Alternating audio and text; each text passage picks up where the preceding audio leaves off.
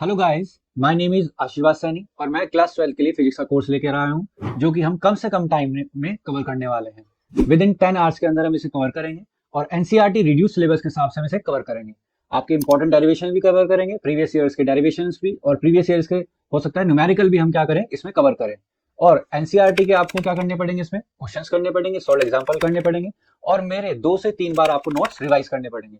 और गारंटीड आपके 75 में से 65 मार्क्स आएंगे ही आएंगे। हम इस पूरे कोर्स को फर्स्ट यूनिट से लेके 14 यूनिट तक हम सारे का सारा विद इन 10 आवर्स के अंदर इसे पूरा करने वाले हैं। और जिस बच्चे ने अब तक कोर्स नहीं पढ़ा है या डर लग रहा है किसी को फिजिक्स से, या जो जेई मेन वाले बच्चे हैं, वो भी इसे क्या कर सकते हैं, रीड आउट कर सकते हैं और उनके भी अच्छे मार्क्स आ जाएंगे। सभी के सभी आपको नोट्स 1 to 14 यूनिट तक आपको डिस्क्रिप्शन लिंक में मिल जाएंगे और वहां से आप डाउनलोड कर लीजिए। इट डजेंट मैटर आपने अब तक पढ़ाई की है या नहीं की है, या किसी को फिजिक्स से डर लग रहा था, अभी भी उसके पास क्या है, टाइम है, थोड़ा सा अवेलेबल टाइम है। इसमें भी आप अगर रीड कर सकते हैं, नोट्स को 2-3 बार रिवाइज कर सकते हैं, एनसीईआरटी न्यूमेरिकल सॉल्व एग्जांपल्स कर सकते हैं, तो गारंटीड 65 मार्क्स आएंगे ही आएंगे। हम अब तक 10 यूनिट्स कंप्लीट कर चुके हैं। आज हम मॉडर्न फिजिक्स का पहला चैप्टर पढ़ेंगे, dual nature of radiation and matter. इसमें सबसे पहला टॉपिक हमारा आता है वर्क फंक्शन। वर्क फंक्शन क्या होता है? Minimum energy required to eject an electron from the metal surface. Metal surface से इलेक्ट्रॉन को इजेक्ट करने के लिए, बाहर निकालने के लिए जितनी मिनिमम एनर्जी रिक्वायर्ड होती है उसे हम क्या बोलते हैं? वर्क फंक्शन बोलते हैं। तो the minimum amount of energy required to eject an electron out of a metal surface is called work function. हर मेटल के लिए अलग अलग हो सकता है और इसमें डिनोट किससे करते हैं? ओमेगा से डिनोट करते हैं। नेक्स्ट इसमें आता है एमिशन। एमिशन का मतलब यही होता है ejection of electron from metal surface. Minimum energy चाहिए तो वर्क फंक्शन, और केवल इजेक्शन ऑफ इलेक्ट्रॉन को मेटल सरफेस से हम क्या बोलते हैं? एमिशन। एमिशन हमारा 3 तरह से हो सकता है। एक तो होता है थर्मियोनिक एमिशन होता है, एक फील्ड एमिशन होता है और एक हमारा फोटो इलेक्ट्रिक एमिशन होता है।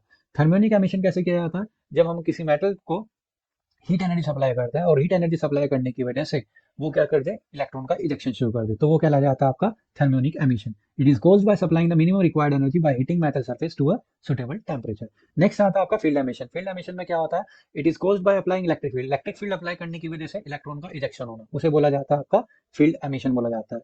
और नेक्स्ट आता है आपका फोटो इलेक्ट्रिक एमिशन। इसमें सुटेबल फ्रीक्वेंसी की लाइट जब हम किसी मेटल सरफेस पे डालेंगे और वहां से इलेक्ट्रॉन का इजेक्शन होगा तो उसे बोला जाता है फोटो इलेक्ट्रिक एमिशन। इस चैप्टर में हमें फोटो इलेक्ट्रिक एमिशन के बारे में या फोटो इलेक्ट्रिक इफेक्ट के बारे में ही पढ़ना है। नेक्स्ट टॉपिक भी हमारा यही आता है, photo electric effect. Photo electric effect phenomena क्या होता है? The phenomenon of ejection of electron from a metal surface when light of sufficiently high frequency falls on it. जब सफिशिएंट फ्रीक्वेंसी वाली लाइट किसी मेटल सरफेस पे falls होगी तो वहां से इलेक्ट्रॉन का इजेक्शन होगा। इस फिनोमिना को बोला जाता है फोटो इलेक्ट्रिक इफेक्ट। जो इलेक्ट्रॉन यहाँ से इजेक्ट हो रहे हैं, एमिटेड हो रहे हैं, उन्हें बोलेंगे फोटो इलेक्ट्रॉन्स, और उनकी वजह से जो करंट डेवलप हो रही है उसे क्या बोलेंगे? फोटो करंट बोलेंगे। फोटो इलेक्ट्रिक इफेक्ट की एक्सपेरिमेंटल स्टडी करते हैं, उसके लिए हमें क्या चाहिए? एक ट्यूब चाहिए जिसमें डिस्चार्ज ट्यूब मान सकते हैं। एक इसमें एमीटर होगा, एक इसमें कलेक्टर होगा। जो एमीटर होगा उसे हम ई से डिनोट करेंगे और जो कलेक्टर होगा हमारा उसे सी से डिनोट करेंगे। Polarity of E and C can be reverse, मतलब कि सी की जो पोलैरिटी होती है वो हम पॉजिटिव पोलैरिटी भी रख सकते हैं और नेगेटिव पोलैरिटी भी रख सकते हैं। ठीक है। अगर हम सी को पॉजिटिव मान के चल रहे हैं, शुरू में सी क्या है हमारा? पॉजिटिव है, और एमीटर के ऊपर हमें क्या कराना है? लाइट को इंसिडेंट कराना है। जब एमीटर के ऊपर हम लाइट को इंसिडेंट कराएंगे तो यहाँ से इजेक्शन, सुटेबल फ्रीक्वेंसी वाली लाइट को इंसिडेंट कराएंगे तो यहाँ से इलेक्ट्रॉन का क्या होगा? इजेक्शन। इलेक्ट्रॉन पे चार्ज कौन सा होगा? नेगेटिव। और कलेक्टर को हमने क्या माना है? पॉजिटिव। तो इलेक्ट्रॉन्स कलेक्टर की तरफ क्या हो जाएंगे? अट्रैक्ट हो जाएंगे। जब इलेक्ट्रॉन एक ही डायरेक्शन जा रहे होंगे तो यहाँ पे क्या होगा? करंट डेवलप हो जाएगा, और उस करंट को हम क्या बोल रहे हैं? Photo current. हमने कलेक्टर को और पॉजिटिव बनाया तो और ज्यादा इलेक्ट्रॉन क्या होंगे? अट्रैक्टेड होंगे और करंट बढ़ता रहेगा। एक लिमिट तक करंट बढ़ेगा कि हम जब कलेक्टर को इतना पॉजिटिव बना देंगे और उसके बाद ज्यादा से ज्यादा इलेक्ट्रॉन को वो क्या करेगा? अट्रैक्ट करेगा। एक मैक्सिमम स्टेज तक ही ऐसा काम होगा, और वो हमारा जो करंट हो जाएगा उसके बाद हम कलेक्टर को कितना भी पॉजिटिव बना दें, आपका करंट नहीं बढ़ेगा। उस करंट को हम क्या बोलेंगे? सैचुरेशन करंट बोलेंगे। When C is made more positive, photo current gradually increases and become constant called saturation current। जब करंट हमारा कांस्टेंट हो जाएगा, पहले धीरे धीरे इंक्रीज करेगा और एक टाइम के बाद कांस्टेंट हो जाएगा। अब सी को हम क्या बना रहे हैं? नेगेटिव बना रहे हैं विद रेस्पेक्ट टू एमीटर। तो जब सी को हमने नेगेटिव बनाया तो इलेक्ट्रॉन जो वहां से जब इंसिडेंट लाइट कर रहे थे एमीटर के ऊपर, वहां से इलेक्ट्रॉन निकल रहे, इलेक्ट्रॉन पे नेगेटिव चार्ज है और कलेक्टर पे भी क्या है? नेगेटिव चार्ज है। दोनों क्या करेंगे? रिपेल करेंगे। लेकिन रिपेल होने के बावजूद भी कुछ इलेक्ट्रॉन ऐसे होंगे जिनके पास मैक्सिमम काइनेटिक एनर्जी होगी और वो रिपल्शन के बावजूद भी कलेक्टर तक पहुंचेंगे। ऐसा बहुत कम ऐसा इलेक्ट्रॉन करेंगे। फिर हम सी को और नेगेटिव बनाएंगे।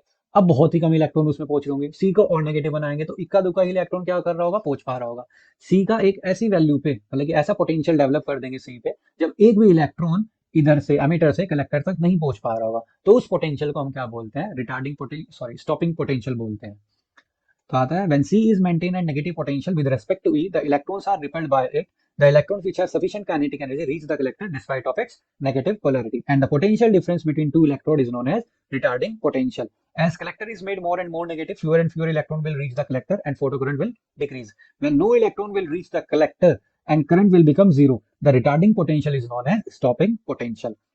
और जब ऐसा हो जाएगा तब जो work done by stopping potential, potential stopping potential की वजह से वर्क डन हुआ होगा, वो किसके इक्वल हो जाएगा? Maximum kinetic energy of electron के इक्वल, जिसका रिलेशन क्या आ जाएगा? E V not equals to half M we square, और वी क्या होगी यहाँ पे? मैक्सिमम वेलोसिटी होगी। फोटो इलेक्ट्रिक इफेक्ट के बाद आते हैं आपके laws of photo electric emission. जो बोले कि फोटो इलेक्ट्रिक इफेक्ट के बारे में पढ़ा, उसके अब लॉज पढ़ते हैं। इसमें पहला लॉज क्या कहता है? The emission of photo electron takes place only when frequency of incident radiation is above a critical value called threshold frequency. मतलब जब तक आपकी वैल्यू सफिशिएंट फ्रीक्वेंसी वाली वैल्यू इंसिडेंट नहीं होगी मेटल सरफेस के ऊपर, तब तक वहां पे इजेक्शन नहीं होगा।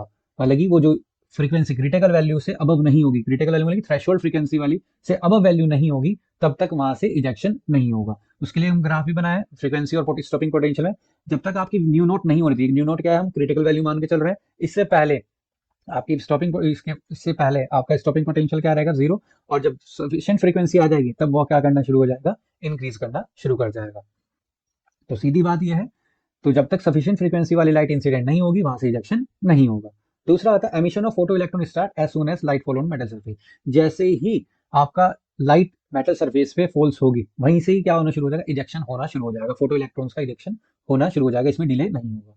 नेक्स्ट आता है number of photo electrons emitted. Number of photoelectrons emitted from a metal surface depends only on the intensity of incident light। मतलब आपका जो करंट होगा, नंबर ऑफ फोटो इलेक्ट्रॉन्स का मतलब फोटो जो करंट होगा वो किस पे डिपेंड करता है? इंटेंसिटी ऑफ लाइट पे डिपेंड करता है। ज्यादा इंटेंसिटी तो ज्यादा करंट, कम इंटेंसिटी तो कम करंट। ये फ्रीक्वेंसी पे डिपेंड नहीं करता। मतलब फोटो करंट इंटेंसिटी पे डिपेंड करेगा, फ्रीक्वेंसी पे डिपेंड नहीं करेगा। तो फ्रीक्वेंसी पे क्या डिपेंड करता है? नेक्स्ट आता है the maximum kinetic energy with which photo electrons are emitted from a metal surface depend only on frequency. मतलब जो इलेक्ट्रॉन्स वहां से बाहर निकल रहे हैं, उनकी जो मैक्सिमम काइनेटिक एनर्जी होगी वो किस पे डिपेंड करेगी? फ्रीक्वेंसी पे। वो इंटेंसिटी पे इंडिपेंडेंट रहेगी। तो फोटो करंट इंटेंसिटी पे डिपेंड करता है और मैक्सिमम काइनेटिक एनर्जी फ्रीक्वेंसी पे डिपेंड करेगी। तो यहाँ पे कुछ ग्राफ बनाए, जैसे जैसे लाइट इंटेंसिटी बढ़ाएंगे तो फोटो करंट भी हमारा क्या होता रहेगा? बढ़ता रहेगा। दो ग्राफ हमने नीचे बनाए हुए हैं कलेक्टर पोटेंशियल को पॉजिटिव और नेगेटिव करके। एक ग्राफ में हमारा क्या है? फ्रीक्वेंसी कांस्टेंट है और इंटेंसिटी एक वेव की ज्यादा है और एक की कम है। तो इंटेंसिटी ज्यादा होगी तो करंट भी क्या होगा? ज्यादा। L2 को हमने ज्यादा माना तो इसकी करंट भी क्या होगी? ज्यादा होगी। L1 को कम माना है, इंटेंसिटी को कम माना है, तो करंट भी क्या होगी? कम होगी। और स्टॉपिंग पोटेंशियल दोनों का क्या है? सेम है। तो this graph shows that V naught remains, V naught क्या है? Stopping potential same for incident light of two different intensity. अगर इंटेंसिटीज हमारी अलग अलग है तो उन इंटेंसिटीज भले ही अलग हो, लेकिन स्टॉपिंग पोटेंशियल उनका क्या रहेगा? एक ही रहेगा। इंटेंसिटी अलग अलग है लेकिन सेम फ्रीक्वेंसी है, तो स्टॉपिंग पोटेंशियल आपका सेम ही रहेगा। दूसरा ग्राफ इसमें आता है, इसमें फ्रीक्वेंसी अलग अलग है और इंटेंसिटी इस बार कांस्टेंट मान ली। तो इस ग्राफ से क्या पता लगता है? Value of stopping potential is different for incident light of different frequencies but of same intensity. Same intensity वाली लाइट तो है लेकिन फ्रीक्वेंसी क्या है? डिफरेंट है। अगर फ्रीक्वेंसी डिफरेंट है तो उनका स्टॉपिंग पोटेंशियल भी क्या रहेगा? अलग अलग ही होगा। और greater the frequency of incident radiation greater is the maximum kinetic energy. जितनी ज्यादा फ्रीक्वेंसी उतनी ज्यादा मैक्सिमम काइनेटिक एनर्जी, और उतना ही ज्यादा क्या हो जाएगा? Stopping potential. फ्रीक्वेंसी ज्यादा, काइनेटिक एनर्जी ऑफ इलेक्ट्रॉन ज्यादा, और इसका मतलब आपका स्टॉपिंग पोटेंशियल भी क्या होगा? ज्यादा होगा। तो ये आपका laws of photo electric emission complete हो जाता है। नेक्स्ट हमारा आता है Einstein photo electric equation. Einstein photo electric equation क्या है? Einstein postulated that energy carried by a photon is h nu. जो फोटोन के पास एनर्जी होती है वो कितनी होती है? h न्यू होती है। According to him the emission of photo electron was the result of interaction of single photon with an electron. Einstein के हिसाब से क्या था? जो फोटो इलेक्ट्रॉन एमिशन होता है उसका मतलब क्या होता है? ये सिंगल फोटोन सिंगल इलेक्ट्रॉन को क्या करता है? मतलब सिंगल इलेक्ट्रॉन जो होता है सिंगल फोटोन को एब्जॉर्ब करता है। Interaction of single photon with an electron. Photon एक फोटोन एक इलेक्ट्रॉन पे आएगा तो इजेक्शन हो जाएगा, दूसरा फोटोन दूसरे इलेक्ट्रॉन पे आएगा, इजेक्शन हो जाएगा। तो single photon single electron phenomena बताया उन्होंने। अब इसमें क्या गया था? एक अगर हमारे पास मेटल सरफेस है तो उस पर एनर्जी डालेंगे, एच न्यू वाली एनर्जी डालेंगे, तो उसमें जितनी एनर्जी इलेक्ट्रॉन को इजेक्ट होने के चाहिए, जिसे हम वर्क फंक्शन बोल रहे हैं, उतनी लेके तो बाहर चला जाएगा। जो एनर्जी का डिफरेंस बचेगा वो किसके पास बचा? मेटल सरफेस के अंदर बचा। वो जो एनर्जी बची है, डिफरेंस ऑफ एनर्जी बच रही है, वही कहाँ यूज होगी? मैक्सिमम काइनेटिक एनर्जी में होगी। तो when a photon of energy is absorbed by an electron, an amount of energy at least equals to omega is used up in liberating energy and the difference becomes available to electron as its maximum kinetic. अगर हमारे पास ये surface है, यहाँ से electron आ रही है, sorry light आ रही है, तो इसमें से जो इलेक्ट्रॉन लेगा, इसमें से कुछ एनर्जी लेगा, इजेक्ट हो जाएगा। जो बची हुई एनर्जी होगी वो इलेक्ट्रॉन के लिए अवेलेबल रहेगी as a maximum kinetic energy. तो यहाँ से हमारा रिलेशन क्या बन जाता है, half M we square equal to h nu minus omega. Omega को हम क्या लिख सकते हैं, एच न्यू नॉट लिख सकते हैं, और हमारी आइंस्टीन फोटो इलेक्ट्रिक इक्वेशन आ जाती है h nu equals to h nu not plus half M we square. अब इस इक्वेशन के बेसिस पे, आइंस्टीन की इक्वेशन के बेसिस पे laws of photo electric emission को प्रूव करते हैं। तो आइंस्टीन की इक्वेशन हमारे हिसाब से क्या है, h nu equals to h nu not equals to half M we square, और इसे हम एच न्यू नॉट को लेफ्ट साइड लेके आएंगे तो क्या आ जाएगा, h nu minus h nu not equals to half M we square. अगर फोटो इलेक्ट्रिक एमिशन को होना ही है तो काइनेटिक एनर्जी को क्या होना पड़ेगा, मैक्सिमम होना पड़ेगा। तो for photo electric emission to takes place kinetic energy of emit electron must be positive, और अगर काइनेटिक एनर्जी को पॉजिटिव होना है तो इसका मतलब H nu minus h nu not की वैल्यू को पॉजिटिव होना पड़ेगा। और इसका मतलब क्या हो जाएगा, राइट हैंड साइड लेके जाएंगे, एच से एच कट जाएगा, तो new greater than new not.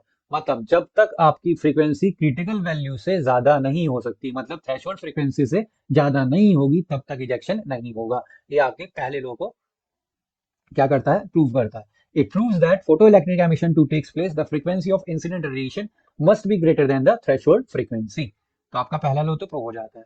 दूसरा, फिर से दोबारा यही इक्वेशन लेके चलते हैं, ठीक है। तो half M we square equal to h nu minus h nu, h को कॉमन लेंगे, एच क्या है यहाँ पे, प्लैंक कांस्टेंट है, तो प्रोपोर्शनली साइन हट जाएगा, half M we square equal to nu minus nu not. Half M we square kinetic energy, nu minus nu not क्या है, फ्रीक्वेंसी। तो मैक्सिमम काइनेटिक एनर्जी किस पे डिपेंड कर रही है, फ्रीक्वेंसी पे डिपेंड करे, जो कि हमने लॉ पढ़ा था कि maximum kinetic energy of electron depends on frequency but independent on intensity. ये आपके एक लॉ को प्रूव करता है। नेक्स्ट आता है, आइंस्टाइन ने बताया कि जो फिनोमिना होता है, ये फोटो इलेक्ट्रिक इफेक्ट का जो फिनोमिना या फोटो इलेक्ट्रिक एमिशन का जो फिनोमिना होता है, वो क्या होता है, one photon one electron phenomena होता है। एक इलेक्ट्रॉन को एक फोटोन मिलेगा, वो बाहर चला जाएगा। अगर आपके पास सपोज करो 10 फोटोन आ रहे हैं तो वो 10 इलेक्ट्रॉन को लेके बाहर चले जाएंगे, 20 आ रहे हैं तो 20 इलेक्ट्रॉन को बाहर। जैसे जैसे आप फोटोन बढ़ाओगे तो इलेक्ट्रॉन भी इजेक्ट होना बाहर शुरू हो जाएंगे। मतलब आप इंटेंसिटी बढ़ा रहे हैं तो इजेक्शन भी बढ़ रहा है, मतलब फोटो करंट भी बढ़ रहा होगा। तो इंटेंसिटी बढ़ाने से क्या बढ़ रहा है, फोटो करंट बढ़ रहा है। ये भी आपका क्या प्रूव करता है, एक लॉ को प्रूव करता है। It proves photo electrons emitted depends on intensity of incident radiation but independent on frequency. Next आता है, according to Einstein as photon is absorb the emission of electron takes place instantaneously. मतलब जैसे ही photon आएगा electron एकदम से उसे absorb करेगा और इंस्टेंटेनियसली वहां से बाहर चला जाएगा। ये किस लॉ को फॉलो कर रहा है, ये करता है कि एमिशन में, फोटो इलेक्ट्रिक एमिशन में डिले नहीं हो रहा है। It proves that photo electron start as soon as light falls on metal surface. तो जो चार लॉ हमने पीछे पढ़े थे फोटो इलेक्ट्रिक एमिशन के, उन चार लॉ को आइंस्टाइन की फोटो इलेक्ट्रिक इक्वेशन से प्रूव करा गया। नेक्स्ट आता है verification of Einstein photo electric equation. अब आइंस्टीन की इक्वेशन जो आइंस्टीन ने दी थी फोटो इलेक्ट्रिक इक्वेशन, उसको गलत करने के लिए एक साइंटिस्ट आए, आर ए मिलिकन, जिन्होंने आइंस्टीन की फोटो इलेक्ट्रिक इक्वेशन को डिस्प्रूव करने की कोशिश करी। लेकिन वो डिस्प्रूव करते करते आइंस्टीन की इक्वेशन को क्या कर बैठे, प्रूव कर बैठे। तो उन्होंने किया क्या था, उन्होंने आइंस्टीन की इक्वेशन ली, half M we square equals to h nu minus h nu not, और एक वर्क डन का हमारे पास फॉर्मूला होता है वी इंटू क्यू वाला, या charge into work done equals to charge into potential difference, वो हमने यूज करा। If e is the charge and v not is the stopping potential, तो हाफ एम वी स्क्वायर जो energy है, work done है, half M we square वो किसके equal हो जाएगा, ईवी नॉट के इक्वल हो जाएगा। ईवी नॉट कहां से आया, एनर्जी किसके इक्वल होती है, वर्क डन किसके इक्वल होता है, चार्ज इंटू पोटेंशियल डिफरेंस, वहां से आया। तो पहली इक्वेशन और दूसरी इक्वेशन को इक्वेट करा गया, इक्वेट करने से आया eV not equals to h nu minus h nu not. इसमें से ई को नीचे दोनों के एच न्यू और एच न्यू नॉट के नीचे लेके गए, तो इक्वेशन बनी v not equals to h e into nu minus h nu not upon e. ये इक्वेशन को अगर कंपेयर करा जाए तो y equals to m x plus c से हम क्या कर सकते हैं, कंपेयर कर सकते हैं, जिसमें m क्या होता है, हमारा स्लोप होता है, और c क्या होता है, इंटरसेप्ट। तो यहाँ पे स्लोप हमारा क्या है, h अपॉन ई होगा, और इंटरसेप्ट क्या होगा, h न्यू नॉट अपॉन ई, और माइनस साइन मतलब y एक्सिस में नीचे की तरफ बन रहा होगा। तो इससे इक्वेशन से ग्राफ बनाया, और ग्राफ बनाने के बाद आर एम मिलिकन ने वैल्यूज निकाली। वैल्यूज किसकी निकाली, अलग अलग फ्रीक्वेंसी पे अलग अलग वैल्यूज निकाली गई। किस किसकी निकाली उन्होंने, एक प्लैंक कांस्टेंट की वैल्यू निकाली और एक वर्क फंक्शन जो मेटल उन्होंने यूज किया गया था उस टाइम पे। तो उन्होंने वैल्यू ऑफ एच निकाली और वर्क फंक्शन की वैल्यू निकाली। ये दोनों वैल्यू निकाली गई थी, और वैल्यू निकालने के बाद जब इन्हें मैच करा गया दूसरी एक्सपेरिमेंटल वैल्यूज थे, उनके काफी क्या आ रही थी, क्लोज आ रही थी। These values were in close agreement with the values obtained from other experiment। जो प्लैंक कांस्टेंट और वर्क फंक्शन यहाँ पे कैलकुलेट करा गया था, उनकी वैल्यू अदर एक्सपेरिमेंट की वैल्यू से मैच हो रही थी, क्लोजली मैच हो रही थी। इसका मतलब आइंस्टीन की फोटो इलेक्ट्रिक इक्वेशन क्या है, बिल्कुल ठीक है। तो आर एम मिलिकन ने इन्हें डिस्प्रूव की जगह इन्हें बिल्कुल करेक्ट करके दिखाया। फिर आपका इस चैप्टर के लास्ट टॉपिक आता है D Broglie waves. De Broglie नहीं बोलते, डी ब्रॉय वेव्स बोलते हैं, या इन्हें मैटर वेव्स ही बोलते हैं। डी ब्रॉय का क्या था, एक हाइपोथेसिस था। हाइपोथेसिस मतलब कि एक असम्पशन माना गया था कि अगर रेडिएशन, लाइट के दो नेचर एग्जिस्ट करते हैं। लाइट के दो नेचर कौन से होते हैं, पार्टिकल नेचर और वेव नेचर एग्जिस्ट करता है। तो उन्होंने कहा अगर लाइट के रेडिएशन के डुअल नेचर एग्जिस्ट कर रहा है तो मैटर के भी दोनों नेचर एग्जिस्ट कर रहे होंगे। तो उन्होंने हाइपोथेटिकल कंडीशन के हिसाब से क्या दिया पहला पॉइंट दिया, the whole energy in this universe is in the form of matter and electromagnetic radiation. जितनी भी एनर्जी पूरे यूनिवर्स में है या तो किस में है, इलेक्ट्रोमैग्नेटिक रेडिएशन की फॉर्म में है या वो मैटर की फॉर्म में है। और दूसरा point, the nature love symmetry, nature को क्या पसंद है, सिमेट्री पसंद है। अगर रेडिएशन का डुअल नेचर है तो मैटर का भी क्या होगा, डुअल नेचर। ये पहले उन्होंने हाइपोथेटिकल कंडीशन दी और फिर इसे एक्सपेरिमेंटली प्रूव करा गया था बाद में। डेविसिस जर्मर एक्सपेरिमेंट है जो कोर्स से कर चुका, उन्होंने इस चीज को क्या किया था, प्रूव किया था कि मैटर के भी दो ही नेचर एग्जिस्ट करते हैं। डी ब्रॉय की यहाँ पे मैटर वेव जो आई थी, और इन वेव्स को according to de Broglie, a wave is associated with every moving particle. अगर कोई पार्टिकल मूव कर रहा है तो उस पर क्या होगी, वेव भी होगी। और उस वेव को क्या बोला गया, डी ब्रॉय वेव या मैटर वेव बोला गया। और अगर वेवलेंथ निकालनी है इसकी, मैटर वेव्स की, तो कैसे कैलकुलेट करी थी, एनर्जी का फॉर्मूला यूज करा गया, E equals to h nu. Energy of relativistic particle, अगर कोई रिलेटिविस्टिक पार्टिकल है उसकी एनर्जी कितनी होगी। रिलेटिविस्टिक पार्टिकल कौन से होते हैं, जो पार्टिकल लाइट ऑफ स्पीड से चलते हैं, उन्हें बोलते हैं रिलेटिविस्टिक पार्टिकल। तो वहां से उनकी एनर्जी का एक फॉर्मूला होता है, याद करना पड़ेगा, under root of m not square c four c की power 4 plus p square into c square. M not rest mass of photon है, सी स्पीड ऑफ लाइट है, पी मोमेंटम है और फिर से सी स्पीड ऑफ लाइट है। और rest mass of photon क्या होता है, जीरो होता है। तो ये पूरी टर्म क्या हो जाएगी, जीरो। अंडर रूट में क्या बचेगा, पी स्क्वायर सी स्क्वायर, अंडर रूट में पी स्क्वायर सी स्क्वायर सॉल्व करके क्या आएगा, पी इंटू सी आ जाएगा। पहली इक्वेशन और सेकंड इक्वेशन को इक्वेट करेंगे, इक्वेट करने के बाद p c equal to h nu, और न्यू को हम क्या लिख सकते हैं, सी बाई लैम्डा, सी से सी कैंसिल आउट हो जाएगा और लैम्डा इक्वल्स टू क्या आ जाएगा, एच अपॉन पी आ जाएगा। और यहाँ पी क्या होता है, मोमेंटम, और मोमेंटम को हम क्या लिख सकते हैं, मास इनटू वेलोसिटी, जिसे डिनोट करा गया lambda equals to h upon m v. और ये हमारा क्या है, डी ब्रॉय रिलेशन आया, जहां से हम वेवलेंथ निकाल सकते हैं। एक इसमें लास्ट टॉपिक आता है, D Broglie wavelength of electron. Electron की वेवलेंथ कैसे कैलकुलेट करेंगे, हम मान के चलते हैं हमारे पास एक इलेक्ट्रॉन है जिसका मास कितना है, m है, चार्ज उसके पास कितना है, E है, एक्सेलरेट कर रहा है पोटेंशियल डिफरेंस V से। अगर E उसके पास एनर्जी है तो E इक्वल्स टू कितना हो जाएगा, E into capital work done का formula W equals to V into q वाला लगा हमने यहाँ पे, तो E equals to E into V आ जाएगा। अब मान के चलते हैं small v is the velocity of electron, small v क्या है, वेलोसिटी ऑफ इलेक्ट्रॉन, तो एनर्जी कितनी होगी, half M we square kinetic energy. यहाँ से स्मॉल v की वैल्यू कैलकुलेट करेंगे तो क्या आ जाएगी, under root 2e upon m। De Broglie wavelength के हिसाब से क्या होता है, lambda equals to h upon m v होता है। वेलोसिटी की वैल्यू जो हमने कैलकुलेट करी ऊपर वो रखेंगे, अंडर रूट में m को अंदर लेके जाएंगे, जब अंडर रूट में m अंदर जाएगा तो क्या हो जाएगा, m स्क्वायर हो जाएगा, एक m से m कट जाएगा तो बचेगा h upon under root of 2me। Capital E की वैल्यू हमने शुरुआत में ही निकाली थी, small e into capital V, उसे हम पुट करेंगे और ये हमारा रिलेशन आ जाएगा। इतनी वेवलेंथ किसकी होती है, इलेक्ट्रॉन की वेवलेंथ होती है। इसमें हमें प्लैंक कांस्टेंट h की वैल्यू पता होता है 6.62 into 10 to the power -34, mass of electron भी पता है 9.1 इंटू 10 टू द पावर -31 होता है, चार्ज भी पता है 1.6 इंटू 10 टू द पावर -19। तो इन सब की वैल्यू को पुट करके हम वैल्यूज निकाल लेते हैं, तो वैल्यू निकलेगी lambda equals to 12.27 under root V। और ये वैल्यू किसमें आती है, एंगस्ट्रॉम में, एंगस्ट्रॉम 10 टू द पावर -10 मीटर होता है। तो केवल हमें फॉर्मूले के हिसाब से क्या पुट करनी है, वोल्टेज पुट करनी है और हमारी वेवलेंथ ऑफ इलेक्ट्रॉन आ जाएगी। ये केवल फॉर्मूला किसके लिए, वेवलेंथ ऑफ इलेक्ट्रॉन के लिए। और आपकी यूनिट यहाँ पे कंप्लीट, बहुत छोटी यूनिट है और जल्दी कवर कर पाओगे आप। लास्ट वीडियो में हमने मॉडर्न फिजिक्स का पहला चैप्टर कवर किया था, आज हम यूनिट 12 कंप्लीट करेंगे जिसका नाम है एटम। हेलो एवरीवन, यूनिट 12 शुरू करते हैं जिसका नाम है एटम। एटम कहाँ से है, जो एलिमेंट्स होते हैं उसमें क्या होते हैं, एलिमेंट्स डिवाइड होते हैं इनविजिबल पार्टिकल्स में, जिसे हम क्या बोलते हैं, एटम बोलते हैं। बहुत छोटे होते हैं, माइक्रोस्कोप से भी देखना मुश्किल हो जाता है, इतने छोटे होते हैं। सबसे पहले एटम के बारे में किसने बताया, जे जे थॉमसन ने अपनी एक मॉडल बताया जिसे हमने क्या बोला था, प्लम पुडिंग मॉडल बोला था, क्या था, प्लम पुडिंग मॉडल, जिन्होंने एक ऐसे भी कह सकते हैं वाटरमेलन से कंपेयर करके आप समझाया गया था कि जो वाटरमेलन होता है उसमें एडिबल पार्ट, जो रेड वाला पार्ट होता है वो क्या होता है, पॉजिटिव स्फीयर होता है और इलेक्ट्रॉन्स पे क्या रहता है, एम्बेडेड रहते हैं। और जितने इलेक्ट्रॉन्स होते हैं उतने क्या होता है, प्रोटॉन से, इसी वजह से एटम न्यूट्रल होता है। न्यूक्लियस के बारे में इन्होंने कुछ नहीं बताया, ना ही न्यूट्रॉन के बारे में बताया, इसलिए इनका क्या हो गया था, फेलियर हो गया था मॉडल। फिर उसके बाद वो साइंटिस्ट आए थे रदरफोर्ड, जिन्होंने एक्सपेरिमेंट करके या उनके साथ में जो उनके एसोसिएट्स थे गीगर और मार्सडेन, उनके साथ में मिलके उन्होंने क्या किया था, अल्फा स्कैटरिंग एक्सपेरिमेंट किया था, जो कि काफी हद तक क्या था, ठीक था। अल्फा स्कैटरिंग एक्सपेरिमेंट में क्या गया था, अल्फा पार्टिकल को बॉम्बार्डिंग कराई गई थी, स्ट्राइकिंग कराई गई थी एक थिन गोल्ड फॉइल पे, और उसके बाद उसके ऑब्जर्वेशन नोट किए थे। एक्सपेरिमेंट सेटअप कुछ इस तरह था, सोर्स होगा, सोर्स कौन सा होगा, जो अल्फा पार्टिकल को जनरेट कर रहा है, रेडियो एक्टिव आइसोटोप मान के चल सकते हैं। उसे सिंगल बीम में बनाने के लिए हमने क्या किया, लेड ब्रिक्स का यूज करा, ताकि फाइन बीम में आपकी क्या निकल सके, रेज निकल सके। और उन फाइन बीम में रेज आ रही तो गोल्ड, थिन गोल्ड फॉइल पे क्या करा हमने, उसे इंसिडेंट कराया, स्ट्राइकिंग कराई। और साइड में उसके चारों ओर हमने क्या लगाया, डिटेक्टर लगा दिया। डिटेक्टर मतलब कि जिंक सल्फाइड की हमारे पास क्या थी, स्क्रीन थी, और जैसे ही यहाँ पे बीम आएगी, टकराएगी, तो वहां पे क्या है, फ्लैश, हमें पता चल जाएगा कि पार्टिकल्स आ रहे हैं या नहीं आ रहे। इस एक्सपेरिमेंट में पता क्या क्या लिया गया था, बहुत सारे ऐसे अल्फा पार्टिकल थे, लगभग लगभग मान के चले 99.86% ऐसे पार्टिकल्स थे, अल्फा पार्टिकल, जो बिल्कुल स्ट्रेट पास हो रहे थे बिना किसी डेविएशन के। Pass undeviated, that is they did not suffer any collision, किसी के साथ उन्होंने क्या नहीं किया, कोलिजन नहीं किया। दूसरा पॉइंट इसमें आता है very few alpha particle deviate through small and large angle. जो स्मॉल एंगल से हो रहे थे उनका एंगल कितना स्मॉल था, लगभग लगभग 0 डिग्री या 0.1 या 1 डिग्री के आसपास मान के सकते हैं स्मॉल एंगल। और ऐसे कितने पार्टिकल होंगे, लगभग लगभग 0.14% के आसपास पार्टिकल होंगे ऐसे। और जो लार्ज एंगल बना रहे थे, कितना एंगल बनाएंगे लार्ज एंगल, लगभग लगभग मोर देन 90 या 180 से कम, 90 से ज्यादा थोड़ा, 180 से कम कह सकते हैं, इतना लार्ज एंगल बनाएंगे। और ऐसे कितने अल्फा पार्टिकल्स होंगे, 1 in 8000, 8000 अल्फा पार्टिकल में से एक ऐसा पार्टिकल हो रहा होगा जो 90 डिग्री से ज्यादा एंगल बना रहा होगा, ठीक है। और थर्ड ऑब्जर्वेशन क्या आती है, very few alpha particle rebounds back through 180 degree angle, मतलब कि जो डेविएशन हो रहा है गए और वापस आ गए, मतलब कि 180 डिग्री आ गया। और ऐसे कितने पार्टिकल में हो रहा होगा, 10⁻6 में से एक पार्टिकल में ऐसा हो रहा होगा। तो तीन ऑब्जर्वेशन में पता लगता है, पहला, most of the alpha particle straight pass, few alpha particle deviate through small and large angle, और very few alpha particle rebounds back. ये ऑब्जर्वेशन इस एक्सपेरिमेंट से पता लगे।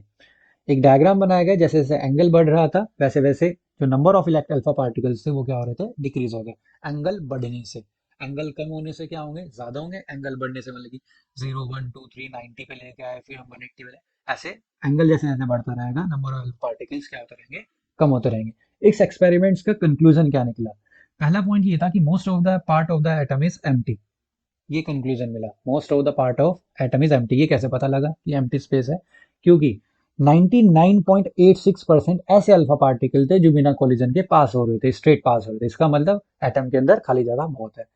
दूसरा हमें कंक्लूजन ये मिला इसमें, there is some positive charge inside the atom in a very small space. इसमें क्या होगा, कहीं ना कहीं एक पॉजिटिव चार्ज होगा बहुत, जो स्मॉल स्पेस में रखा होगा। पॉजिटिव चार्ज क्यों कहा, क्योंकि अल्फा पार्टिकल के पास क्या है, पॉजिटिव चार्ज है, पॉजिटिव चार्ज पार्टिकल है। पॉजिटिव पॉजिटिव से ही क्या भागता है, दूर भागता है। तो मतलब कि अल्फा पार्टिकल कहीं ना कहीं क्या हो रहे हैं, यहाँ से रिपेल हो रहे हैं। रिपेल होने की वजह से ही वो स्मॉल एंगल या लार्ज एंगल बना रहे हैं।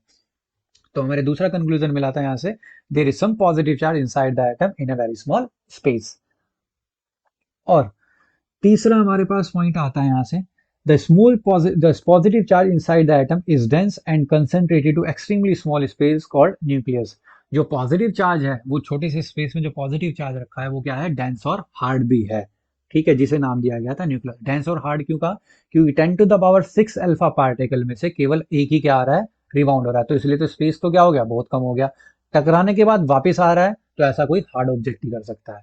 तो इन तीनों पॉइंट से हमें जो उसके ऑब्जर्वेशन थे, इन तीनों से ये कंक्लूजन निकाल सकते हैं, एटम के अंदर एम्प्टी स्पेस होगा, और एटम के अंदर जो स्पेस होगा वहां पे पॉजिटिव चार्ज होगा, जिसे नाम दिया गया था न्यूक्लियस। और न्यूक्लियस क्या होगा, डेंस और हार्ड भी होगा। ये हमारा कंक्लूजन निकला। नेक्स्ट हमारा आता है इसमें topic, distance of closest approach. Distance of closest approach क्या होता है, सपोज करते हैं हमारा पास एटम है, एटम के पास क्या होगा, न्यूक्लियस हो गया, पता लग गया। जैसे ही अल्फा पार्टिकल ट्रेवल करेंगे toward the centre of nucleus, ये धीरे धीरे इसकी स्पीड क्या होती रहेगी, कम होती रहेगी, slows down as it approaches the nucleus. और एक डिस्टेंस पे आने के बाद ये क्या कर जाएगा, वहां पे आके रुक जाएगा, या कह सकते हैं रिबाउंस हो जाएगा। मतलब कि चलते चलते उसकी जो काइनेटिक एनर्जी थी वो किस में कन्वर्ट हो चुकी, पोटेंशियल एनर्जी। जैसे डायग्राम के बेसिस समझते हैं, ये हमारा एटम है, पॉजिटिव चार्ज न्यूक्लियस है, और अल्फा पार्टिकल धीरे धीरे यू वेलोसिटी से आ रहा है, और पॉजिटिव पॉजिटिव क्या करेगा, रिपेल करेगा, एक टाइम पे आके बिल्कुल रेस्ट हो जाएगा, या कह सकते हैं रिबाउंड हो जाएगा वहीं से ही। तो यहाँ पे उसकी जो काइनेटिक एनर्जी थी वो सारी की सारी इलेक्ट्रोस्टैटिक पोटेंशियल एनर्जी में कन्वर्ट हो चुकी। दोनों को अगर इक्वेट करें तो जो काइनेटिक एनर्जी है वो इलेक्ट्रोस्टैटिक पोटेंशियल एनर्जी के इक्वल हो जाएगी, 1/4πε0। 2e क्या है, अल्फा पार्टिकल का चार्ज, और जेड क्या है, न्यूक्लियस का charge, upon r not. R not क्या है, वो डिस्टेंस है, जिसे हम क्या बोल रहे हैं यहाँ पे, closest sorry distance of closest approach बोल रहे हैं। तो यहाँ से आर नोट की वैल्यू निकालेंगे तो हमारे पास ये फॉर्मूला निकल के आ जाएगा। नेक्स्ट आता है हमारे पास इम्पैक्ट पैरामीटर। इम्पैक्ट पैरामीटर क्या होता है यहाँ पे, इम्पैक्ट पैरामीटर होता है आपका, it is the perpendicular distance of velocity vector of alpha particle from centre of nucleus when it is far away from the action. मतलब हमारे पास एक न्यूक्लियस है, और ये न्यूक्लियस की क्या है, सेंट्रल लाइन है, और हमने अल्फा पार्टिकल को छोड़ा यहाँ से, तो अल्फा पार्टिकल पॉजिटिव पॉजिटिव क्या करेगा, रिपेल करेगा, कुछ एंगल बना देगा, और ये थीटा मान लो सपोज करो, यहाँ पे एंगल बनाया है इसने। तो ये परपेंडिकुलर डिस्टेंस यहाँ पे बची है, the perpendicular distance of velocity vector of alpha particle from centre of nucleus. जो सेंटर ऑफ न्यूक्लियस वाली लाइन है उसके बीच में जो परपेंडिकुलर डिस्टेंस बन रही है, इस परपेंडिकुलर डिस्टेंस को क्या बोला जाता है, इम्पैक्ट पैरामीटर बोला जाता है, जिसका फॉर्मूला ये आता है। अगर b की वैल्यू 0 टेंड करती है तो इसका मतलब थीटा की वैल्यू क्या होगी यहाँ पे, 180।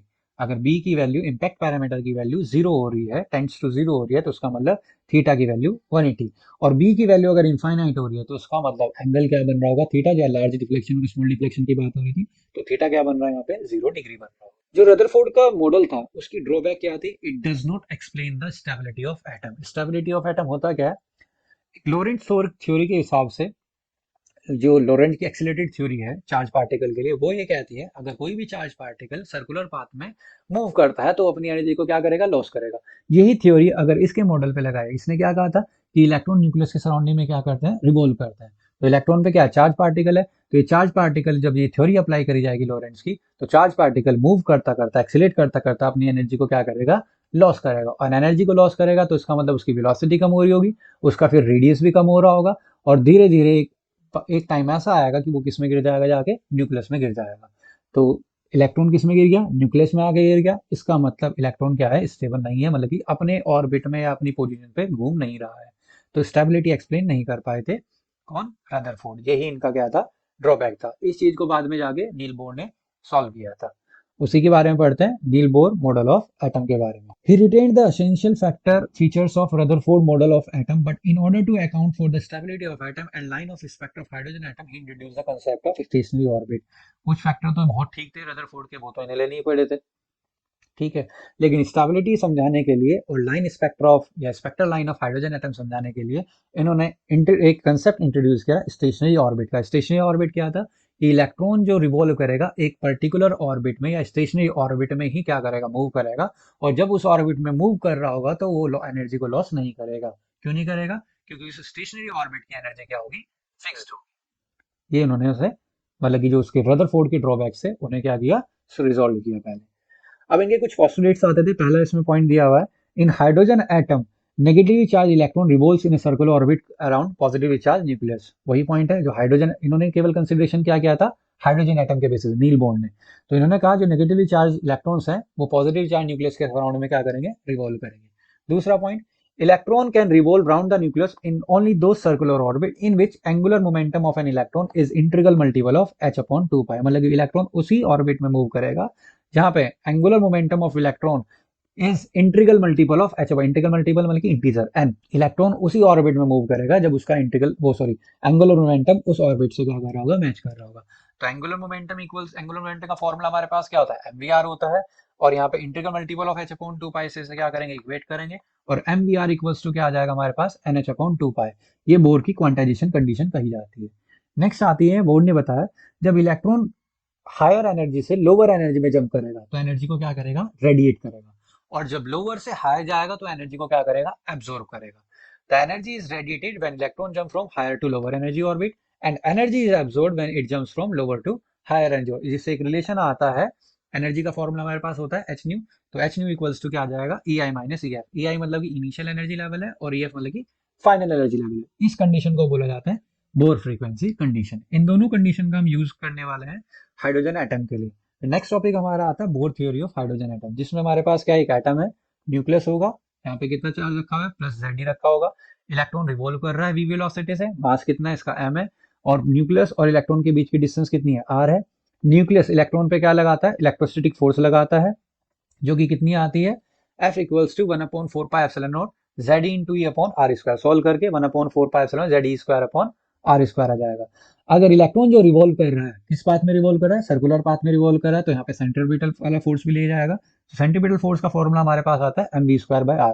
पहली इक्वेशन और दूसरी इक्वेशन दो फोर्स होगी, एक इलेक्ट्रोस्टैटिक फोर्स और दूसरी कौन सी होगी, सेंट्रीपिटल फोर्स। दोनों को इक्वेट करेंगे, इक्वेट करने से हमारे पास एक आर से एक आर कैंसिल आउट हो जाएगा।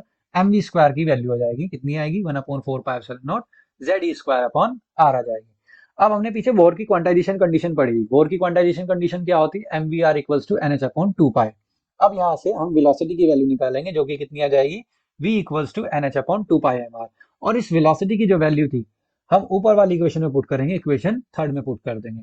तो पुट करने के बाद रिलेशन कुछ इस तरह से आएगा, m ब्रैकेट में क्या आ जाएगा, n square h square upon 4π square m square r square equals to 1/4 epsilon not Z e square upon are.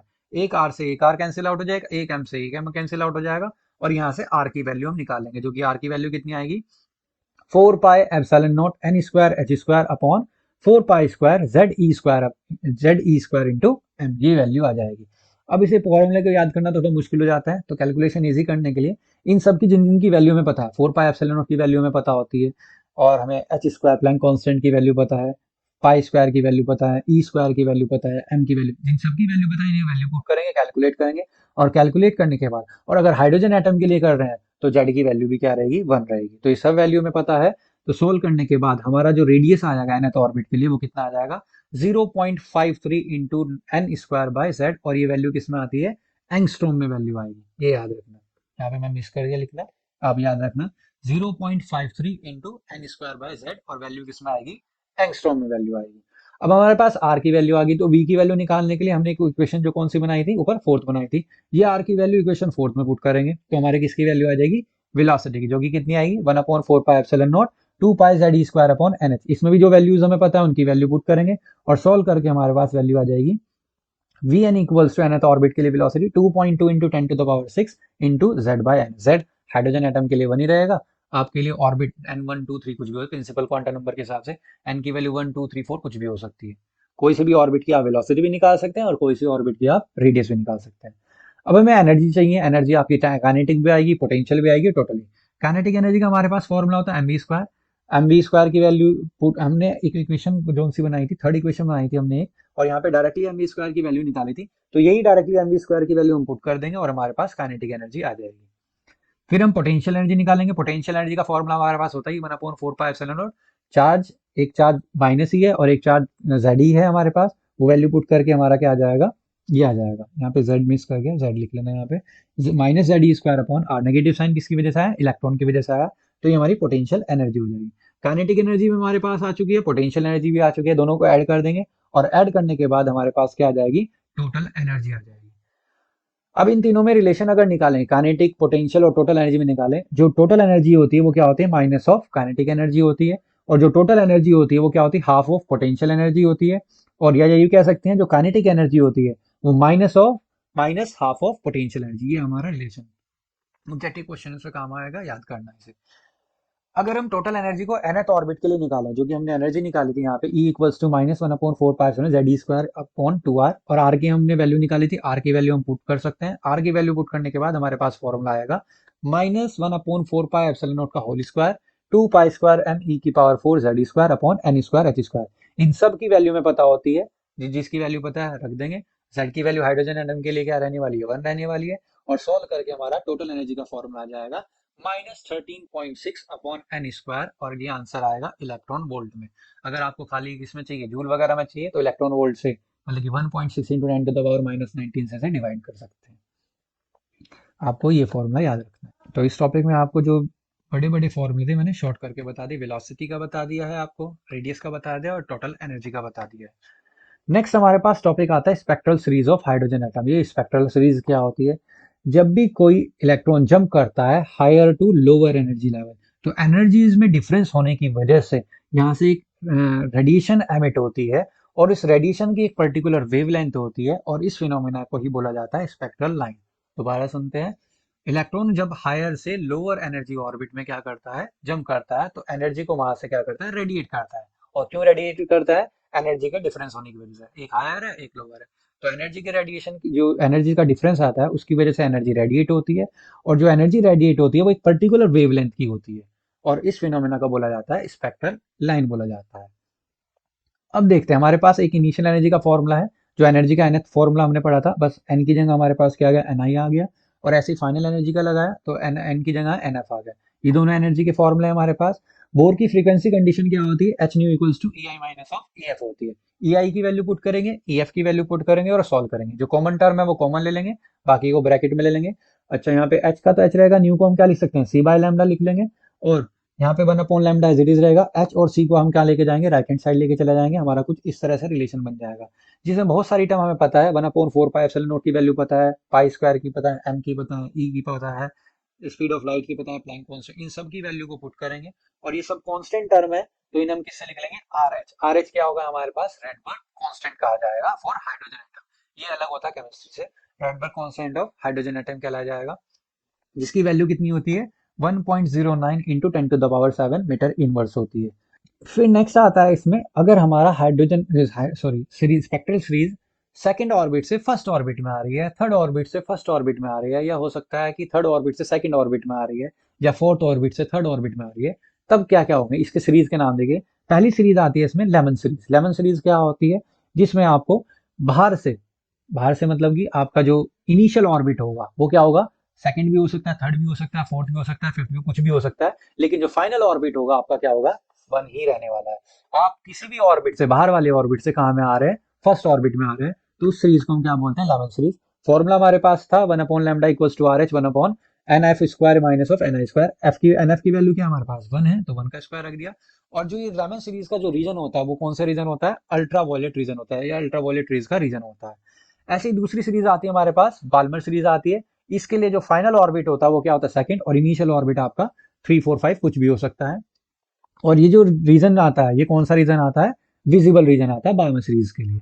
Next आती है आपकी पाशन सीरीज। इसके लिए जो फाइनल ऑर्बिट है वो कौन सा रहने वाला है, थर्ड ऑर्बिट, और इनिशियल कौन सा रहेगा, 4 5 6 रहेगा। इसका जो रीजन होगा रेज का, लो इंफ्रारेड जो रीजन रेज रेडिएट कर रहा होगा, वो लो इंफ्रारेड रीजन की रेज रेडिएट कर रहा होगा। फिर आती है आपकी ब्रैकेट सीरीज। इसमें कौन सा फाइनल ऑर्बिट रहेगा हमारा 4, इनिशियल हमारा 5 6 7 रहने वाला है। ये भी लो इंफ्रारेड रीजन में ही काम करता है, इसमें जो रेज निकलती हैं वो लो इंफ्रारेड वाली होती है। लास्ट आता है पिफंड आपका रूल आता है, सीरीज आती है। इसमें फाइनल ऑर्बिट हमारा क्या रहेगा, फिफ्थ रहेगा, और इनिशियल ऑर्बिट 6 7 8 कुछ भी हो सकता है, लेकिन इसका जो रीजन रहता है वो हाई इंफ्रारेड रीजन रहता है। इसका हमने एक डायग्राम बनाया है, जैसे स्पेक्ट्रल सीरीज का डायग्राम, जो कि इसमें इस वाली स्लाइड में शो हुआ है। ये हमारा न्यूक्लियस है, ये हमारा फर्स्ट ऑर्बिट, फिर सेकंड ऑर्बिट, फिर थर्ड ऑर्बिट, फिर फोर्थ ऑर्बिट, ऐसे करते करते ऑर्बिट बनाया है। अब आपको किसी भी बाहर वाले ऑर्बिट से किस में आ रहा है, फर्स्ट ऑर्बिट है। जब फर्स्ट ही ऑर्बिट में आ रहा है तो कौन सी सीरीज हुई, लेमन सीरीज। जब केवल सेकंड ऑर्बिट में आ रहे हैं और आपका जो इनिशियल ऑर्बिट है वो कुछ भी होगा तो बाल्मर सीरीज। फिर थर्ड में आ रहे हैं तो पाशन सीरीज, फोर्थ में आ रहे हैं तो ब्रैकेट, और लास्ट किस में, फिफ्थ में आ रहे हैं तो पिफन सीरीज। ये आपका स्पेक्ट्रल लाइन का आपका डायग्राम है। फिर इसी से रिलेटेड एक और डायग्राम बनता है जिसे हम क्या बोलते हैं, एनर्जी लेवल डायग्राम बनता है हाइड्रोजन एटम के लिए। एनर्जी का हमने फॉर्मूला पढ़ा था, E n equals to -13.6 upon n square electron volt में। फर्स्ट ऑर्बिट के लिए एन की वैल्यू 1 पुट करेंगे तो हमारी वैल्यू आ जाएगी ये हमारी फर्स्ट एक्साइटेड स्टेट में आएगी। फिर एन की वैल्यू 2 करेंगे तो ये वैल्यू सॉल्व करके आ जाएगी, ये हो जाएगी सेकंड एक्साइटेड स्टेट। ऐसे करते करते हम वैल्यूज निकालेंगे, first excited state, second excited state, third, fourth, fifth, ऐसे कैलकुलेट कर लेंगे। और लास्ट में अगर हम इन्फिनिटी के लिए निकालें तो इन्फिनिटी के लिए एनर्जी क्या आ जाएगी, जीरो आ जाएगी। एन की वैल्यू जैसे इन्फिनिटी पुट करोगे तो लास्ट एन की वैल्यू, एनर्जी की वैल्यू क्या आ जाएगी, जीरो। अब इसमें क्या बनाया हमने, एनर्जी डायग्राम बनाया गया। एनर्जी, ये हमारी जो वर्टिकल एक्सिस है, यहाँ पे एनर्जी डिनोट करी गई है। और हम नेक्स्ट ऑर्बिट से आपका नेक्स्ट ऑर्बिट में आएंगे, higher orbit to lower orbit आएंगे। जैसे हमारे पहले ऑर्बिट में एनर्जी कितनी थी, माइनस के 13.6, दूसरे ऑर्बिट में कितनी थी, माइनस के 3.4 थी, उससे नेक्स्ट में माइनस के 1.51, उससे नेक्स्ट में माइनस के 0.5, उससे नेक्स्ट में माइनस के 5.4, उससे नेक्स्ट में माइनस के 0.38, उससे नेक्स्ट में माइनस के 0.28। अब अगर नेक्स्ट ऑर्बिट में से आप फर्स्ट ऑर्बिट में आ रहे हैं तो वो सीरीज कौन सी कहलाई जाती है, अब की लेमन सीरीज।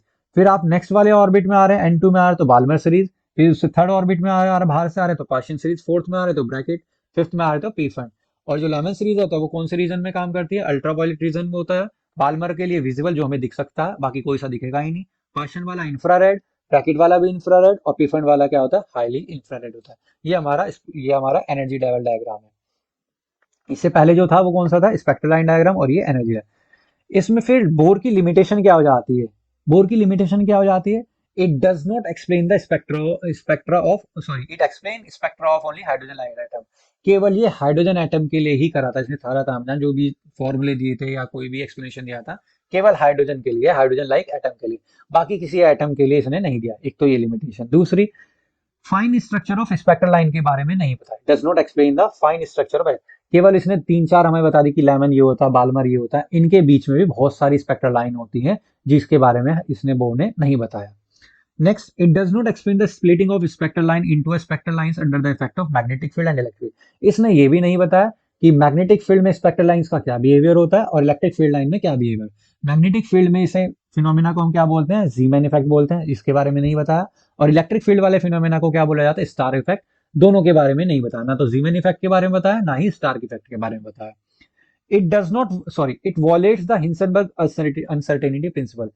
हिंसनबर्ग अनसर्टेनिटी प्रिंसिपल को वॉलेट करता है, मतलब कि गलत ठहराता है। इसलिए हिंसनबर्ग अनसर्टेनिटी प्रिंसिपल क्या कहता है कि आप एक ही इंस्टेंट ऑफ टाइम पे मोमेंटम और पोजीशन नहीं बता सकते किसी भी चीज की, किसी भी पार्टिकल की इंस्टेंट ऑफ टाइम पे, एक पर्टिकुलर टाइम पे ना उसका मोमेंटम बता सकते हो, ना आप एकदम से उसकी पोजीशन बता, एक ही चीज बता सकते हो, या तो मोमेंटम बता सकते हो या पोजीशन, दोनों इकट्ठी नहीं बता सकती।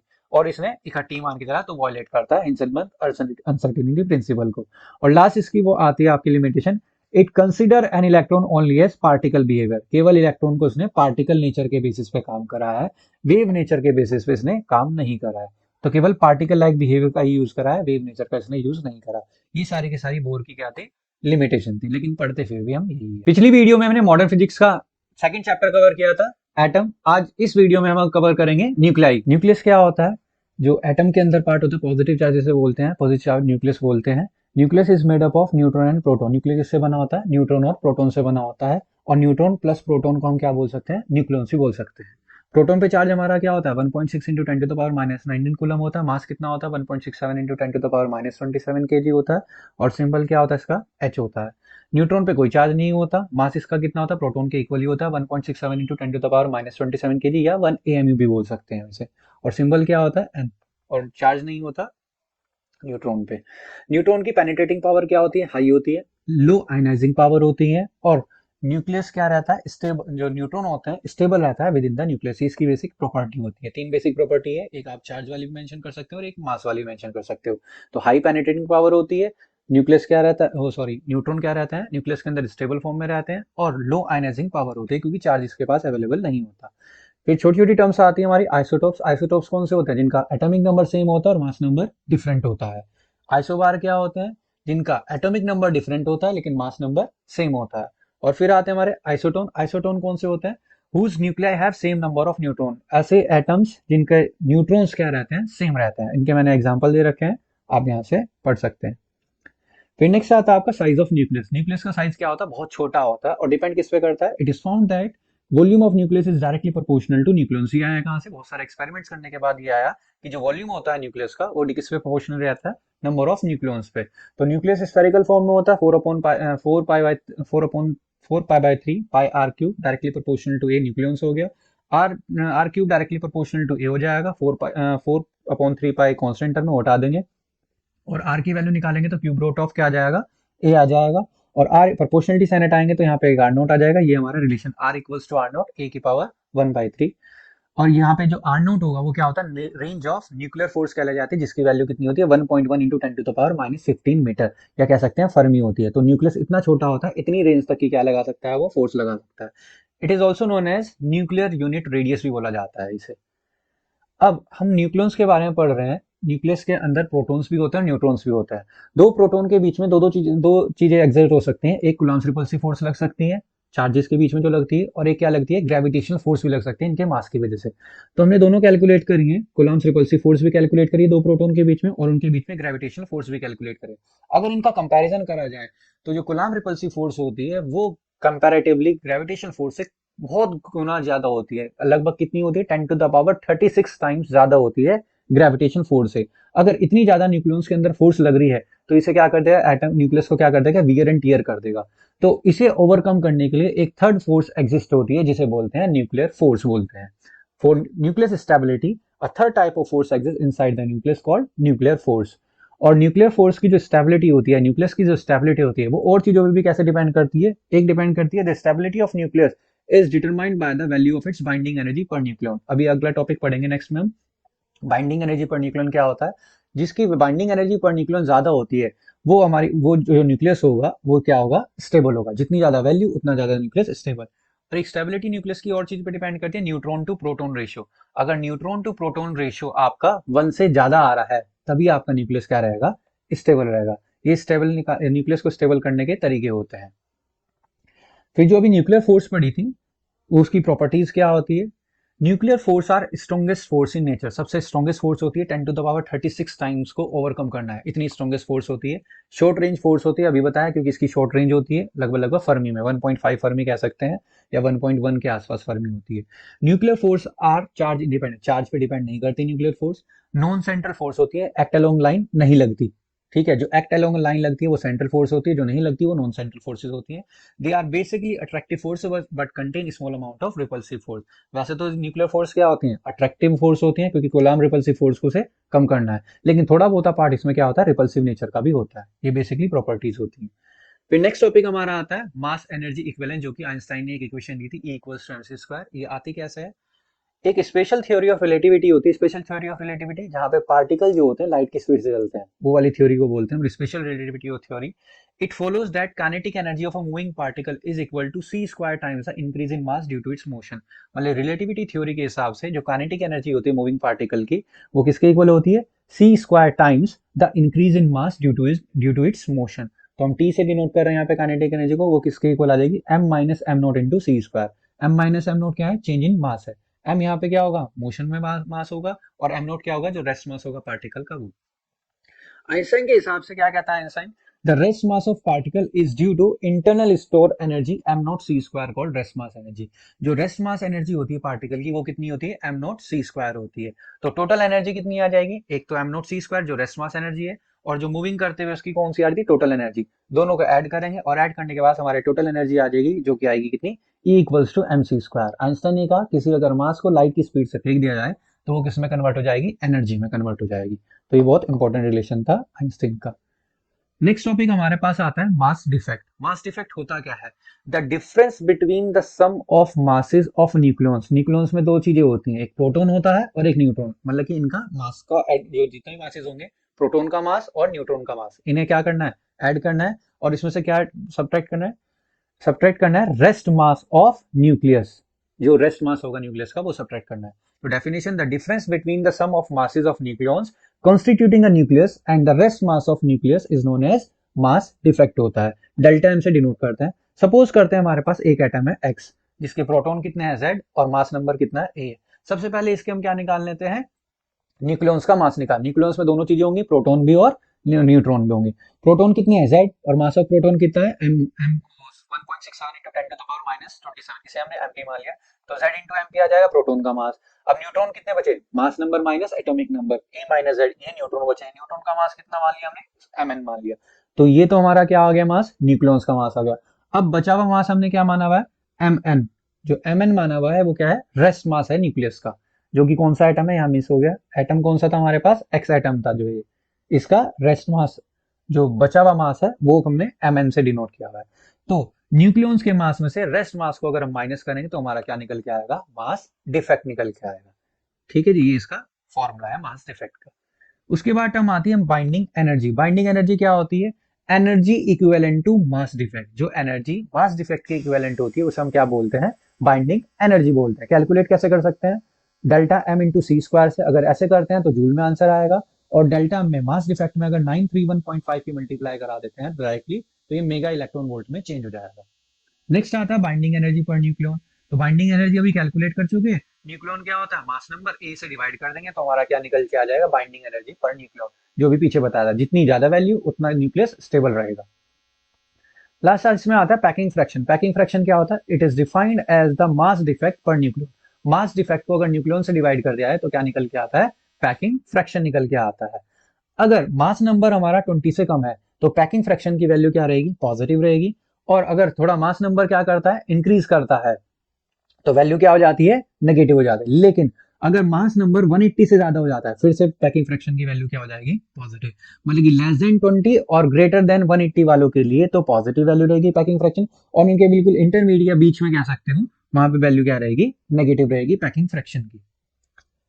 फिर हमारा एक कर्व आता है बाइंडिंग एनर्जी कर्व। बहुत इंपॉर्टेंट कर्व है बाइंडिंग एनर्जी कर्व, जिसमें कि मास नंबर और बाइंडिंग एनर्जी पर न्यूक्लियन में क्या बनाया गया? ग्राफ बनाया गया। ठीक है, इस ग्राफ से क्या क्या पॉइंट पता लगते हैं? सबसे पहला पॉइंट ये हमें पता लगता है, binding energy per nucleon for light nuclei is very small. जो लाइट न्यूक्लियाई कैसे, कौन सा? हाइड्रोजन हो गए आपके, या लिथियम वगैरह, हीलियम वगैरह, ये क्या होते हैं? लाइट न्यूक्लियाई होते हैं। इनकी जो बाइंडिंग एनर्जी, वैसे मेनली हम हाइड्रोजन के बारे में बात कर रहे हैं, तो हाइड्रोजन की जो बाइंडिंग एनर्जी पर न्यूक्लियन है वो क्या है? बहुत कम है। लाइट न्यूक्लियाई की जो बाइंडिंग एनर्जी पर न्यूक्लियन होती है वो बहुत कम होती है। मतलब कि अगर कम है तो ये क्या होंगे? लेस स्टेबल होंगे। दूसरा, binding energy per nucleon increases rapidly for nuclear up to mass number 20। Mass number 20 तक आपका जो ग्राफ है एकदम से क्या कर रहा है? इंक्रीमेंट में आ रहा है, एकदम से क्या हो रहा है? बढ़ रहा है। ठीक है, और 20 तक जाते जाते इसमें कुछ पीक वैल्यूज आ रही है। जैसे पीक किस किस की वैल्यूज आ रही है? हीलियम पे पीक वैल्यू आ रही है, कार्बन पे पीक वैल्यू आ रही है, ऑक्सीजन पे क्या आ रही है? Peak value. जो पीक वैल्यूज होंगी उन पे अपने नेबरिंग वालों से ज्यादा स्टेबिलिटी होगी। मतलब कि बाइंडिंग एनर्जी पर न्यूक्लियन उनकी थोड़ी क्या होगी? ज्यादा होगी अपने नेबरिंग वालों से। ठीक है जी। After mass number 20, binding energy per nucleon increases gradually, and for mass number between 40 to 120, the curve become more or less flat. 40 से लेके 120 तक जो आपका कर्व आ रहा है, लगभग ये वाला जो पोर्शन आ रहा है, इसमें जो कर्व है बहुत ज्यादा स्टेबल फॉर्म में है, मतलब कि आपका क्या है, लेस फ्लैट नेचर में है। और यहीं पे बाइंडिंग एनर्जी पर न्यूक्लियन सबसे ज्यादा भी होगी। सबसे ज्यादा मतलब कितना है, इसका एवरेज वैल्यू यहाँ पे कितनी होगी, 8.5 मेगा इलेक्ट्रॉन। इस दौरान जितने भी आपके एटम्स आ रहे होंगे वो सारे क्या होंगे, स्टेबल फॉर्म में लगभग लगभग होंगे। और सबसे ज्यादा इनमें किसकी होती है, आयरन की, और जो कि कितनी होती है, 8.8 मेगा इलेक्ट्रॉन वोल्ट। और मास नंबर 20 के बाद binding energy per nucleon start decreasing होनी शुरू हो जाएगी, और कहां पे आके रुकेगी, 7.6 मेगा इलेक्ट्रॉन वोल्ट पे आके रुकेगी, जो यूरेनियम के लिए होती है। तो this low value of binding energy per nucleon, इससे पता क्या लगता है, जो आपके हैवी न्यूक्लियाई होते हैं उनकी बाइंडिंग एनर्जी पर न्यूक्लियन क्या है, कम है। और बाइंडिंग एनर्जी पर न्यूक्लियन कम है तो इसका मतलब कूलम्ब रिपल्सिव फोर्स को वो क्या नहीं कर पा रहे, टॉलरेट नहीं कर पा रहे, जिसकी वजह से जो हैवी न्यूक्लियाई होते हैं वो डिसइंटीग्रेट करना शुरू कर देंगे। डिसइंटीग्रेट करते टाइम पे या तो वो क्या निकालेंगे, अल्फा पार्टिकल निकालेंगे या बीटा पार्टिकल निकालेंगे। अल्फा पार्टिकल निकाल रहे हैं तो उसे बोला जाएगा अल्फा डीके, और अगर इलेक्ट्रॉन्स या बीटा पार्टिकल्स निकाल रहे हैं तो उसे बोला जाएगा बीटा डीके बोला जाएगा। ठीक है जी। और फिर एक पॉइंट और आता है, binding energy per nucleon has a low value for both light as well as heavy nuclei. दोनों पॉइंट हमने पहले भी पढ़ चुके। जो लाइट न्यूक्लियाई होते हैं उनकी बाइंडिंग एनर्जी पर न्यूक्लियन कम होती है, और जो हैवी न्यूक्लियाई होते हैं उनकी भी बाइंडिंग एनर्जी पर न्यूक्लियन कम होती है। अगर अब इन्हें बाइंडिंग एनर्जी पर न्यूक्लियन को ज्यादा करना है, अगर लाइट न्यूक्लियाई को बाइंडिंग एनर्जी पर न्यूक्लियन ज्यादा करनी है तो क्या करना पड़ेगा, इन्हें इन्हें कंबाइन होना पड़ेगा, लाइट न्यूक्लियाई को फ्यूज होना पड़ेगा आपस में। ठीक है, फ्यूज होके जो एलिमेंट बनेगा आपका, उसकी बाइंडिंग एनर्जी पर न्यूक्लियन क्या होगी, ज्यादा होगी। और क्योंकि कंबाइन हो रहे हैं तो ये प्रोसेस कौन सा कहला जाता है, फ्यूजन प्रोसेस कहला जाता है। ठीक है, ये आपका प्रोसेस होगा फ्यूजन प्रोसेस। और जो हैवी न्यूक्लियाई होता है उनकी बाइंडिंग एनर्जी पर न्यूक्लियन कम होती है, उनकी ज्यादा बढ़ाने के लिए उन्हें क्या करना पड़ेगा, डिसइंटीग्रेट करना पड़ेगा। मतलब या तो अल्फा डीके करना पड़ेगा या बीटा डीके, मेनली तो अल्फा डीके करना पड़ता है। तो ये अल्फा डीके करने के बाद उनकी बाइंडिंग एनर्जी पर न्यूक्लियन क्या होनी शुरू हो जाएगी, थोड़ा बढ़नी शुरू हो जाएगी, और ये प्रोसेस हमारा क्या कहला जाता है, न्यूक्लियर फ्यूजन कहलाया जाता है। ठीक है, तो बाइंडिंग एनर्जी पर ग्राफ से हमारा ये पॉइंट्स निकल के आते हैं। अभी हमने पीछे टॉपिक पढ़ा था एक न्यूक्लियर फोर्स, वो थोड़ा छूट गया था इसका ग्राफ। पोटेंशियल एनर्जी और रेडियस में आपका क्या है, एक ग्राफ है। एक हमारी R naught value, R naught हमने बताया था क्या होती है, न्यूक्लियर रेंज फोर्स होती है हमारी। जैसे से आर की वैल्यू बढ़ाएंगे तो हमारी पोटेंशियल एनर्जी पहले तो क्या करेगी, डिक्रीज करेगी, और फिर बाद में क्या कर जाएगी, इंक्रीज कर जाएगी। आर नोट से पहले जितनी भी हमारी वैल्यूज होंगी या पोटेंशियल एनर्जी जब डिक्रीज हो रही होगी, इसका मतलब क्या है हमारा, कि जो नेचर होगा यहाँ पे वो क्या, कैसा नेचर होगा, रिपल्सिव नेचर होगा। और आर नोट के बाद नेचर कैसा होगा, पोटेंशियल एनर्जी थोड़ी थोड़ी बढ़ रही है तो अट्रैक्टिव नेचर होगा, ये मैंने नोट कर दिया है। और आर नोट की लगभग लगभग वैल्यू जो होती है वो कितनी होती है, 0.8 फर्मी होती है। ये टॉपिक वहीं पे पढ़ना था आपको, सॉरी यहाँ पे लिख दिया गया। Radio activity, radio activity phenomena कौन सा होता है, जब आपका अनस्टेबल न्यूक्लियाई होता है और अनस्टेबिलिटी की वजह से, और स्टेबिलिटी में आने की कोशिश करने के लिए जब वो क्या करता है, पार्टिकल्स को एमिट करता है, तो अल्फा पार्टिकल एमिट करेगा या बीटा करेगा या गामा पार्टिकल्स भी रेडिएट कर सकता है। तो इस फिनोमेना को हम क्या बोलते हैं, radio active. The unstable nuclei gains stability, unstable nuclei क्या गेन, सॉरी अनस्टेबल न्यूक्लियाई क्या गेन करेगा, अनस्टेबल, स्टेबल में आने की कोशिश कर रहा है, स्टेबल में आने की कोशिश करने की वजह से वो या तो एमिटिंग करेगा अल्फा पार्टिकल या बीटा पार्टिकल या गामा इलेक्ट्रोमैग्नेटिक वेव्स, और इस फिनोमेना को हम क्या बोलते हैं, रेडियो एक्टिविटी बोलते हैं। नेक्स्ट टॉपिक आता है हमारा न्यूक्लियर रिएक्शन। न्यूक्लियर रिएक्शन क्या होता है, the heavy nuclei such as uranium undergo disintegration by their own resulting into the formation of nuclei of two element.